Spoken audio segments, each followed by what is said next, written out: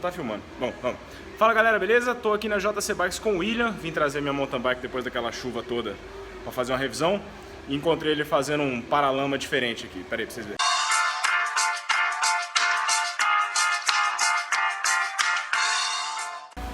Aí William, explica aí a técnica do paralama. Então, esse paralama aqui é meio que uma réplica que eu vi do paralama crude que tem na Europa. Aqui no Brasil é difícil de encontrar ele, né? É um paralama fino que ele pega toda a circunferência do pneu e o pneu fica aqui dentro do paralama como se não tivesse o paralama, né? Você olha, aparentemente parece que não tem paralama e ele protege bastante. E é isso aqui, você usou, o que é essa? Isso aí é um sanduíche rígido. Ah. E eu coloquei um raio por dentro dele para ele ficar mais rígido, né? E aí botou um tie-upzinho. Botou um tie-up. E aí pra tirar e colocar, você tem que... Como é que você tá fazendo? Assim, vamos supor, pra tirar e colocar, na verdade, eu vou deixar ele direto, até que vai esse período de chuva, né? Entendi. Como é no tie-up, é bem fácil de instalar, né? Entendi, só tirar e arrancar. Tirar e arrancar, bem fácil. Pô, legal. Isso aqui é um Continental antigo, né? Isso. É o mesmo pneu que tá aqui embaixo? Não, né? Não, mas esse aqui é tubular. Mas fica discreto, é bom que a cor é parecida com o pneu, né? Que nem você falou, fica parecendo que não... Ecologicamente correto também, né? Sim, tá reaproveitando. O pneu não joga fora, né? Exatamente. Aí, ó, fica a dica aí pra quem... Pros professor Pardal aí da vida. e aí é legal que você puxa aqui pra evitar dele encostar, né? Vou ter um ajustezinho ali. E o conduíte aqui levanta ele um pouquinho também, a roda tá girando. Girando normal, solta, né? É fase experimental ainda, né? Mas aparentemente ficou bacana. Mas... Legal, caramba. E aqui tá a Sugismunda. Eu imagino que o William não vai conseguir mexer nela hoje, mas eu vou fazer um vlog depois, quando ele estiver desmontando, pra mostrar pra vocês o tanto de sujeira quando aquele pedal na chuva que entra nas partes da bike, pra vocês verem a importância de fazer uma revisão depois de tanta chuva. Depois de mostrar aí pra vocês esta bela paralama feito de pneu lá que o William tava fazendo, achei interessante. Vamos ver se ele testando lá, vai ver se vai dar certo, se não vai ficar pegando no pneu, alguma coisa assim, atrapalhando a pedalada. Mas se der certo, é uma solução bem interessante aí, principalmente para quem gosta dessas gambiarras no bom sentido para resolver alguns problemas como esse, um paralama, um negócio assim. Beleza. Bom, então, como tá rolando esse negócio aí do francês lá, do doping mecânico, enfim, todas essas coisas, resolvi hoje fazer um rápido histórico sobre como essa questão do doping mecânico começou no ciclismo e como essas notícias de doping mecânico, como que essas suspeitas de doping mecânico começaram a aparecer no nosso esporte, né? Eu me posicionei de uma forma muito cética quando começou esse negócio, acho que é cética, né? Quando começou esse negócio do doping mecânico, porque eu realmente achava que isso não acontecia. Eu era uma pessoa que duvidava, eu falei, cara, não é possível que os caras estão botando motor na bicicleta. Eu realmente dava um voto de confiança pro esporte e acabei quebrando a cara, né? Eu tenho as minhas posições, eu acho importante a pessoa ter posições claras com relação aos assuntos. Muita gente fala, mas você não é imparcial. Ninguém é imparcial. Isso não existe. Não existe imparcialidade. Todo mundo tem uma opinião e ele vai analisar um determinado fato ou um determinado acontecimento de acordo com as opiniões e os conceitos dele. Então, o que eu acho mais honesto de se fazer é ser claro. Por exemplo, eu duvidava que existia o doping mecânico. Eu gosto de freio a disco. Eu não gosto de grupo eletrônico. Ou seja, eu deixo as minhas opiniões bem claras do que eu acho de uma forma geral sobre os assuntos, e aí eu dou a minha opinião para vocês, e vocês analisam essa opinião sabendo que eu sou uma pessoa que tem uma opinião X ou Y sobre um assunto. É diferente do que tem muita gente na mídia tradicional que faz aí, que o cara se diz o imparcial, que eu sempre falo os dois lados, que eu sempre falo... E porra nenhuma. Na verdade, o cara dá um mó viés ideológico em cima do que ele tá falando, dando uma de imparcial. Então eu acho mais legal você ser claro e honesto com relação às suas preferências, o que você acha de X ou Y, e a pessoa que estiver escutando sabe que você tá falando com aquele viés. E aí ela analisa o que você está falando da forma correta e não achando que aquilo ali que você está falando é a verdade absoluta ou que realmente você analisou todos os pontos ou que você realmente é absolutamente imparcial, que mais uma vez é algo que não existe. Fazendo esse disclaimer, vamos seguir aqui com a história do doping mecânico. O doping mecânico, a primeira suspeita que aconteceu do doping mecânico foi na Paris-Roubaix de 2010, quando o Cancellara deu um ataque impressionante sobre o Tom Boonen, abriu uma grande vantagem, os caras tentaram buscar ele de tudo que é jeito e não conseguiram. Aí fizeram um vídeo lá, uma montagenzinha, que parecia que ele estava apertando um botão em cima do passador do STI lá e tal, e não sei o que. Eu, particularmente, como eu falei pra vocês, eu era muito cético na época, e eu ainda acho que essa situação específica não era doping mecânico. O Cancellara era um cara muito forte, ele pegou os caras meio que num contrapé e abriu bastante vantagem. Eu realmente, bom, posso estar enganado de novo, como eu já tive com doping mecânico, mas eu realmente acho que aquela situação não era um doping mecânico. Mas enfim, foi o primeiro fato, o primeiro acontecimento que chamou a atenção da mídia e do mundo para essa possibilidade de um doping mecânico no ciclismo.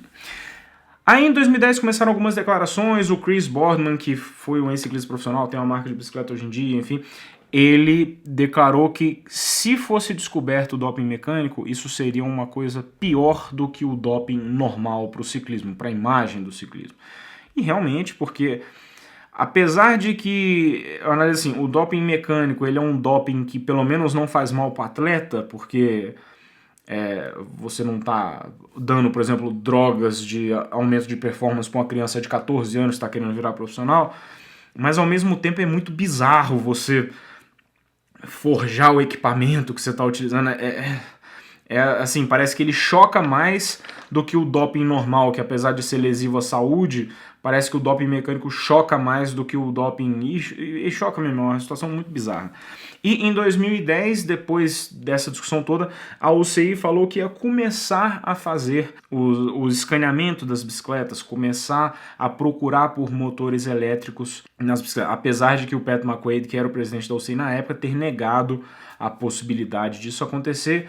A UCI falou que ia começar a tomar algumas medidas de precaução, né? Aí esse assunto aparecia, ficava aquela coisa meio morna de vez em quando, até que em 2014, deixa eu ver se essa é a linha do tempo mesmo, isso aqui pelos fatos principais aqui, em 2014 o Ryder Hesjedal levou um tombo numa descida. Quando ele caiu, a bicicleta ela continuou mexendo, assim, a roda continuou girando, e a bicicleta veio rodando assim para debaixo de uma moto que estava passando.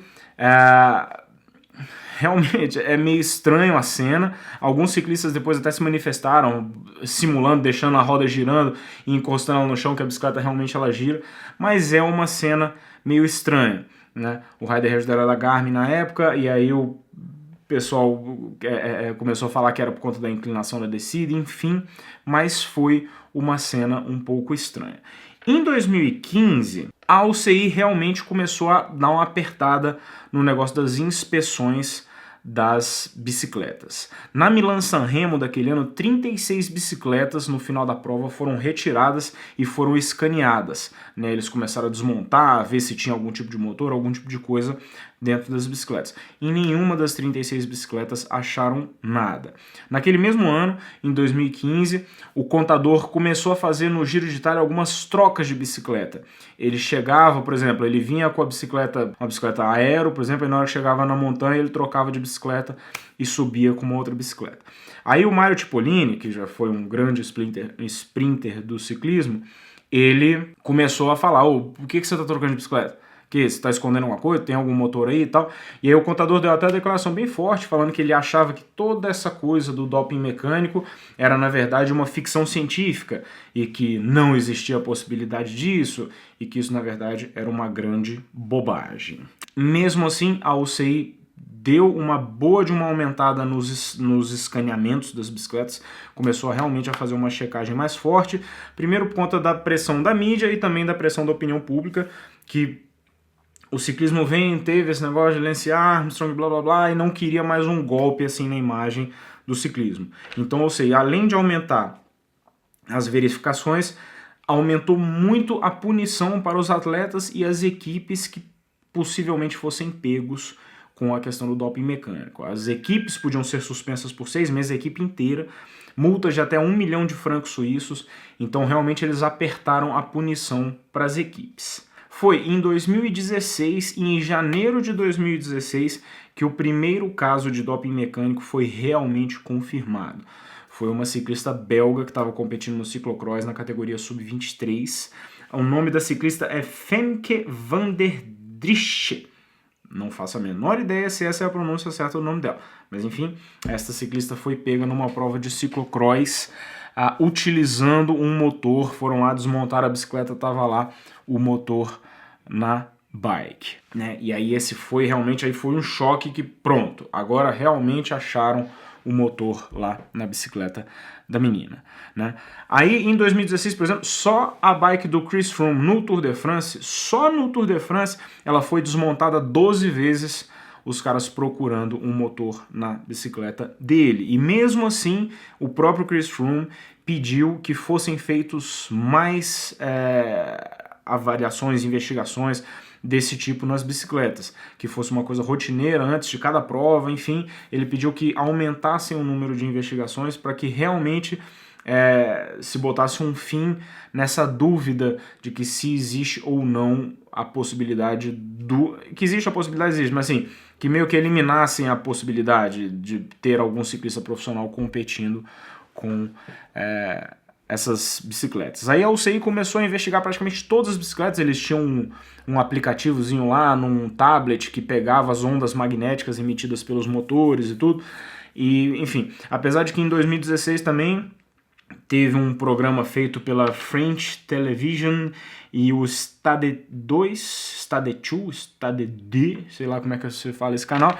Eles fizeram todo um programa lá mostrando câmeras térmicas que mostravam que alguns ciclistas estavam utilizando sim os motores elétricos e que a tecnologia da UCI não era suficiente para identificar os motores elétricos e que os ciclistas estavam conseguindo burlar, enfim.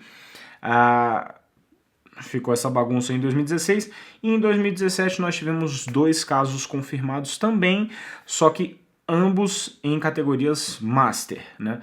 Tanto 53 anos quanto 43 anos, o italiano e o francês. O francês foi pego agora essa semana e em julho um italiano de 53 anos também foi pego utilizando um motor na sua bicicleta. Esses aí foram os fatos reais mesmo e tiveram algumas fofocas assim que nem a mídia conseguiu dar muita atenção. Uma foi o Wout van Aert, que numa prova de ciclocross também, ele era o campeão mundial de ciclocross, ele deu uma derrapada na areia assim, e ele estava pedalando com a bicicleta, perdeu a tração na roda traseira e ela deu uma encostada e ela voltou. Aí o povo começou a falar que tinha motor na bicicleta dele, de novo. Eu acho que não tinha motor ali naquela situação. Outra foi o Nibali, numa queda que ele tomou, acho que foi no Tour de France de 2015 ou 2016, que ele caiu, só que ele caiu, a roda continuou girando devagarinho assim, mas isso acontece, gente. Se você jogar a sua bicicleta no chão, a roda possivelmente vai ficar girando, ela não para estaticamente. Ela é roda livre, tem um rolamento ali dentro, ela continua girando. A única coisa que eu acho é que assim, do ponto de vista principalmente dos grandes nomes, como Chris Froome, Nibali, Contador aposentou agora, mas sei lá, Nairo Quintana, Fábio Aru, esses caras, se eles um dia fizerem a burrice de usarem um motor numa bicicleta dessa, é muito fácil de você descobrir, porque assim que os caras terminam, os caras pegam a bicicleta deles e levam e desmontam a bicicleta inteira. E as outras equipes, por exemplo, vamos supor, você acha que a Movistar, que tá lá o Nairo Quintana tentando de tudo que é jeito vencer o Chris Froome, você acha que eles não iam fazer a maior questão do mundo de que a UCI fizesse uma puta pressão na UCI para que a UCI fosse lá e tirasse o motor, tá? É lógico que existe a chance de uma corrupção, né? Falar assim, não, a UCI pode ser uma instituição corrupta, como já se provou ser na época do Lance Armstrong, e falar assim, não, a gente tá fingindo que a gente tá investigando e não tá. Mas eu prefiro dar um voto de confiança pro esporte, já quebrei a cara algumas vezes com isso, mas eu prefiro continuar dando um voto de confiança pro esporte e torcendo para que realmente a investigação esteja sendo feita. Tomara que eu esteja certo, né? Porque senão, se começar a descobrir que realmente os grandes nomes ciclistas estão usando bicicletas elétricas para... Aí... Mas bom, então é isso, deixa aqui seus comentários. Esta foi a história do doping mecânico no ciclismo de estrada. É complexo, vamos esperar que eles consigam realmente achar um método definitivo para evitar com que isso aconteça. E, enfim, deixa aqui seus comentários. Se você gostou do vídeo, dá o like no vídeo, compartilhe aí para quem não conhece essa história. E se inscreve no canal para você receber nossas novidades todos os dias. Falou, galerinha. Abraço, tchau.